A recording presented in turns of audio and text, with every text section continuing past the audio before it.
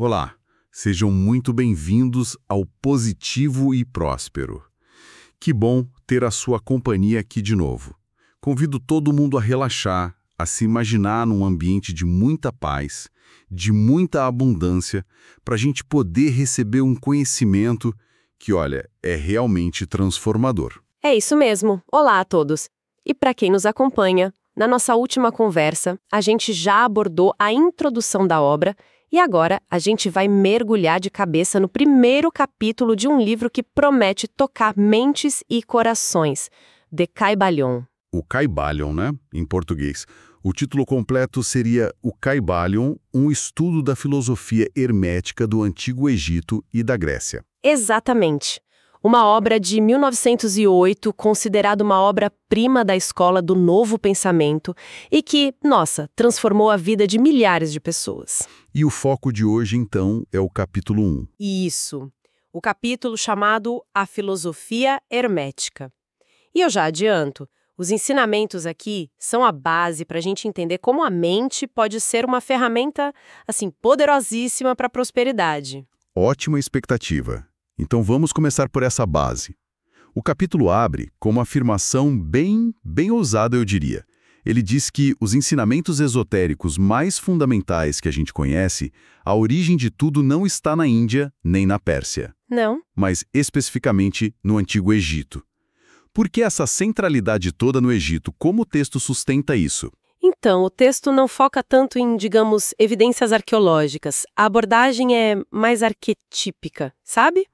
Ele posiciona o Egito como o berço da sabedoria mística. O berço? Ele descreve o Egito como o lar da grande loja das lojas dos místicos.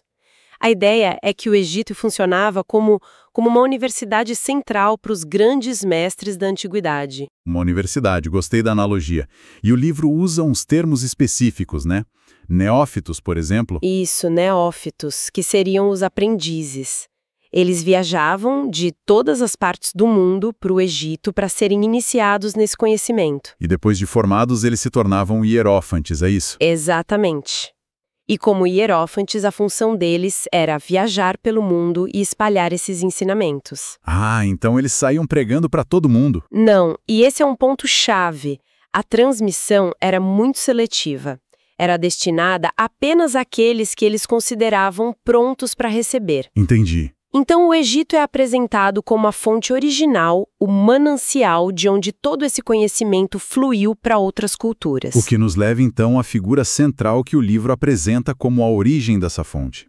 Ele é chamado de o Mestre dos Mestres, uma figura quase mítica, Hermes Trismegisto. Ah, sim. O texto tenta separar o que é o homem do que é a lenda. Ou a importância dele está justamente nessa mistura? Essa pergunta é ótima, porque o texto trabalha exatamente nessa ambiguidade. Ele descreve Hermes como o pai da sabedoria oculta, o fundador da astrologia e o descobridor da alquimia. É muita coisa para uma pessoa só. Exato. Historicamente, a vida dele é um mistério. O próprio livro reconhece isso.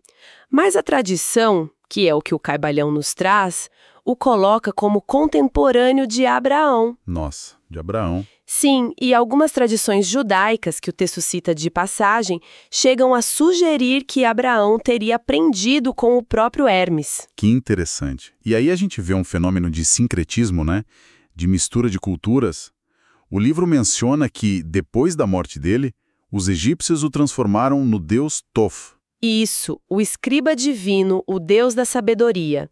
E mais tarde os gregos o associaram ao seu próprio deus, Hermes. o mensageiro. Precisamente.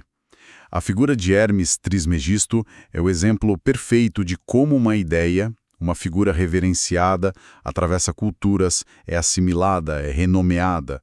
A fusão de Thoth com Hermes cria Hermes, o 3 vezes grande.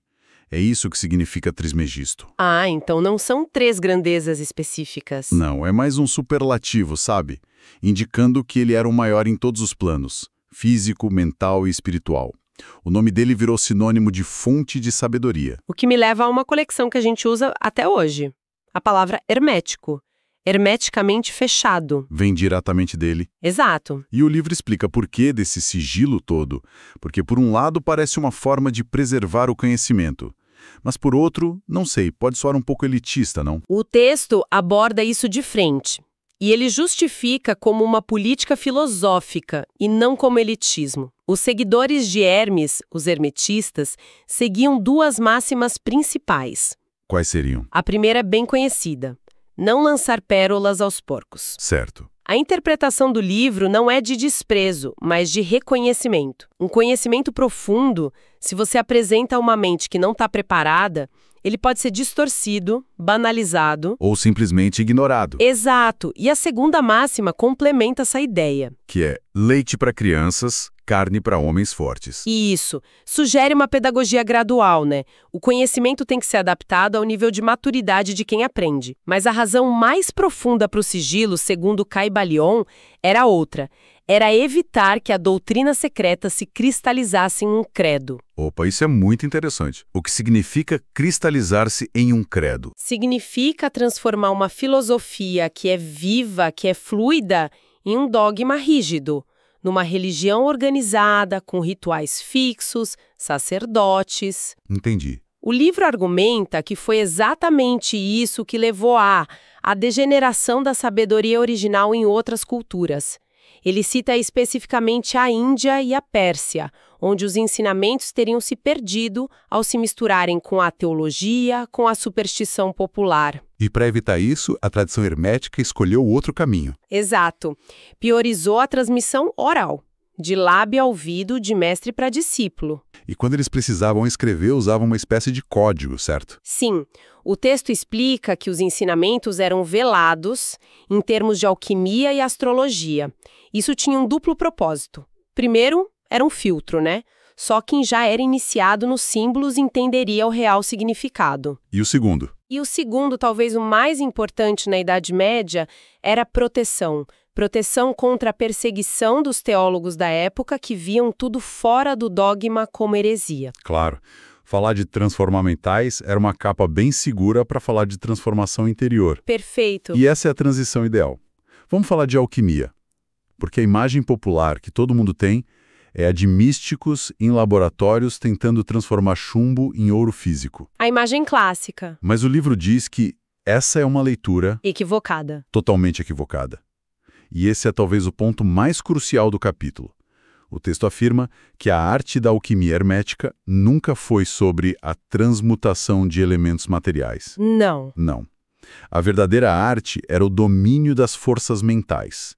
A citação-chave é que a verdadeira transformação é a de um tipo de vibrações mentais em outras. Então a sugestão é que toda a lenda da pedra filosofal de transformar chumbo em ouro era, no fundo, uma alegoria. Uma alegoria. Uma isca, se você quiser.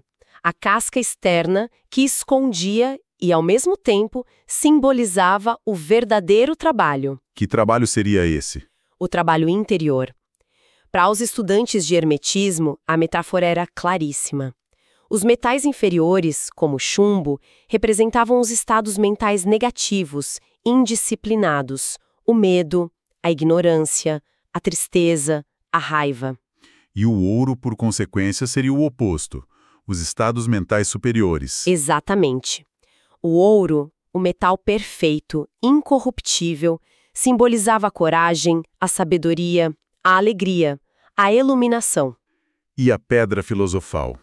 A pedra filosofal não era uma pedra, era o próprio conhecimento hermético, a filosofia que permitia ao alquimista mental fazer essa transformação dentro de si mesmo. O laboratório era a própria mente. Nossa, isso redefine completamente a ideia de prosperidade que o canal busca. Completamente. Não é algo que se obtém magicamente de fora. É um estado interno que se cultiva. A capacidade de transformar conscientemente os próprios pensamentos é a verdadeira fonte de poder e, por consequência, de abundância. Essa reinterpretação muda tudo. E o capítulo fecha com duas citações que parecem amarrar essa ideia de prontidão, né, que a gente falou antes. A primeira diz: onde caem os passos do mestre, os ouvidos daqueles prontos para o seu ensinamento se abrem. E a segunda, que é como um espelho da primeira. Quando os ouvidos do estudante estão prontos para ouvir, então vêm os lábios para preenchê-los com sabedoria. Lindo isso. É lindo e profundo. Essas frases resumem um princípio central do livro, o da sincronicidade. A ideia não é que o conhecimento deva ser escondido por arrogância, mas que ele simplesmente não pode ser percebido, não pode ser compreendido até que a pessoa esteja num estado de prontidão. Isso sugere um mecanismo de autosseleção. As ideias só ressoam com quem já está procurando por elas, de alguma forma. Exato. O texto apresenta isso só como uma observação poética sobre aprender, ou ele implica que existe uma lei mais ativa por trás disso? Tipo uma lei da atração, talvez. Ele sugere fortemente a segunda opção. Ele conecta essa sincronicidade com a lei hermética de causa e efeito. Como assim? Nesse contexto, a causa seria o estado de prontidão mental da pessoa, o desejo genuíno dela por conhecimento. E o efeito é a atração das circunstâncias das pessoas, dos materiais, como o próprio Kybalion, que fornecem esse conhecimento. Então não é coincidência. De jeito nenhum. É um alinhamento inevitável, uma lei do universo mental. A prontidão do aluno não só o torna receptivo, ela ativamente atrai o ensinamento. Fantástico. Então, para a gente resumir a nossa análise deste primeiro capítulo, o Kybalion estabelece a sua autoridade traçando uma linhagem até essa fonte de sabedoria egípcia personificada em Hermes Trismegisto. Justifica o seu segredo como uma estratégia para preservar a filosofia contra a dogmatização. E contra a perseguição. E, o ponto crucial, redefine a alquimia não como uma busca por ouro, por riqueza material, mas como uma disciplina de transmutação psicológica mental. Feito. É um capítulo que prepara o terreno de uma forma muito eficaz. Ele basicamente diz para quem está lendo, olha, o que você vai aprender é antigo, é poderoso e foi protegido por séculos.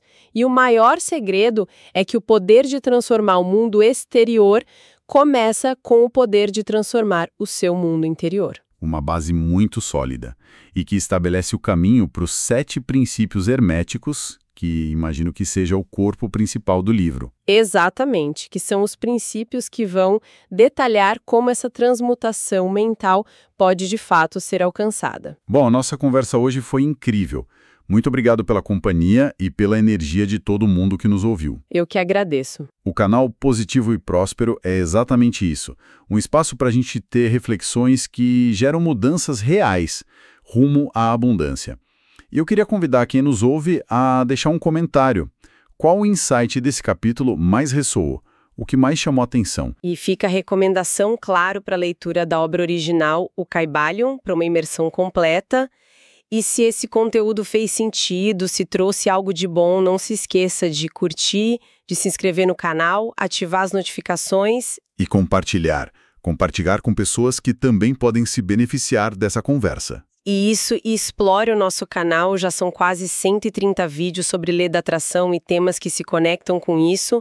A gente está crescendo junto, já somos mais de 250 pessoas positivas e prósperas nessa conexão mental. Que maravilha! Então fica aqui o nosso até breve, o nosso próximo encontro para continuar o estudo do Kybalion será ainda nesta semana, quando a gente vai mergulhar nos 7 princípios herméticos. Um grande abraço. Ações mentais. Quais metais inferiores nos nossos pensamentos e crenças nós estamos a partir de hoje prontos para transmutar em ouro de pura prosperidade?